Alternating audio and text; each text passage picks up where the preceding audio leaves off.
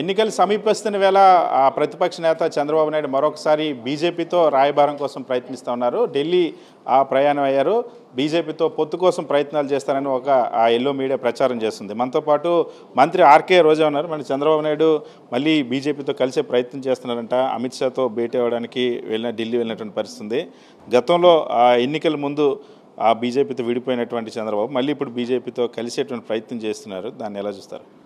అధికారం కోసం ఎంత నీచానికైనా ఎంత డర్టీ పాలిటిక్స్ అయినా చేయడానికి చంద్రబాబు నాయుడు రెడీగా ఉంటాడని మరోసారి ప్రూవ్ అయింది. ఎందుకంటే ఇదే చంద్రబాబు నాయుడు ఏ విధంగా మోడీ గారిని ముఖ్యమంత్రిగా పనికిరారని అప్పుడు ఉరి తీయాలని ఒకసారి, మళ్ళీ ప్రైమ్ మినిస్టర్గా పనికిరారని చెప్పి ఎన్ని రకాలుగా మాట్లాడారు. ఆయన ఆంధ్రప్రదేశ్కి వచ్చినప్పుడు నల్ల జెండాలు ఎగరేయటం అంతా కూడా ఇంకా మోడీ గారు మర్చిపోయి ఉండరని నేను అనుకుంటున్నాను.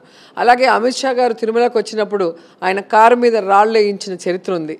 అలాగే బీజేపీతో చక్కగా ప్రయాణించి వాళ్ళ సొంత లాభాలు చేసుకొని ఆ తర్వాత కాంగ్రెస్తో జతగట్టి ఏ విధంగా బీజేపీని మళ్ళీ దిగజారుడు రాజకీయాలు చేసి వాళ్ళని మాట్లాడారో మనం చూసాం. మళ్ళీ ఈరోజు కాంగ్రెస్ని వదిలి మళ్ళీ బీజేపీ దగ్గరికి పరిగెత్తుకుంటూ వెళ్ళాడు అంటే ఏ ఎండక ఆ గొడుగు పట్టే రకం చంద్రబాబు నాయుడు. తన పవర్ కోసం, తన సీఎం చైర్లో కూర్చోవటం కోసం ఎంత నీతిమాలిన పనైనా చేయడానికి, ఎవరితో పొత్తు పెట్టుకోవడానికైనా రెడీగా ఉన్నాడనేది మరోసారి అర్థమైంది. సో మోడీ గారు తెలుసుకోవాలి, తన తల్లిని తన భార్యని తిట్టి తనని ముఖ్యంగా ప్రైమ్ మినిస్టర్ అన్న గౌరవం కూడా లేకుండా తిట్టిన చంద్రబాబు నాయుడిని దూరంగా పెడితే అందరికీ మంచిది. ఇప్పుడు ఎన్నికలు వస్తున్న నేపథ్యంలో గతంలో జైలుకి వెళ్ళినప్పుడు ఒకసారి నారా లోకేష్ కలిశారు. మళ్ళీ ఇప్పుడు చంద్రబాబు నాయుడు కలుస్తున్నటువంటి పరిస్థితుంది. అప్పుడు ఎందుకు కలిసినారు అనుకుంటారు? ఆ తర్వాత బెయిల్ వచ్చింది. మళ్ళీ ఇప్పుడు కలిసేటువంటి ప్రయత్నం చేయడానికి ఎలా చూస్తారు? తాను జైల్లో నుంచి బయటికి రావటం కోసం ఏ విధంగా లోకేష్ తన పిన్ని అవుతుందనుకుంటాను పురంధేశ్వరి గారి కాళ్ళు పట్టుకొని ఏ విధంగా అమిత్ షాని కలిశారో మనం చూసాం. ఆ తర్వాతే బెయిల్ వచ్చిందంటే చాలామందికి కూడా అనుమానాలు వచ్చాయి. అంటే ఏమి సర్దుబాటు జరిగింది, ఏమి కమిట్మెంట్ జరిగింది, ఎందుకు విడుదల చేశారో కూడా చెప్పాల్సిన బాధ్యత ఇద్దరి మీద కూడా ఉంది.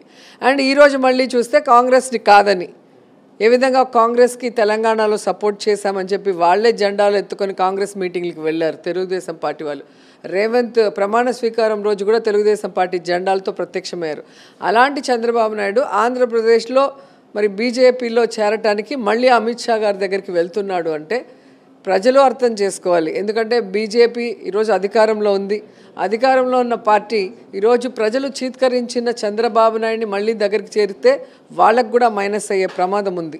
ఎందుకంటే వారిద్దరి కాంబినేషన్లో ప్రత్యేక హోదా ఇస్తామని చెప్పి ఇవ్వకుండా ఎలా అన్యాయం చేశారు.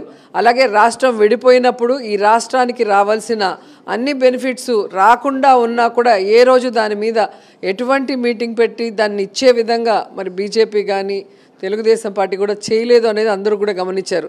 మరి ఈరోజు మళ్ళీ కలిస్తే ఖచ్చితంగా ప్రజలు వీళ్ళని చీత్కరించుకుంటారు.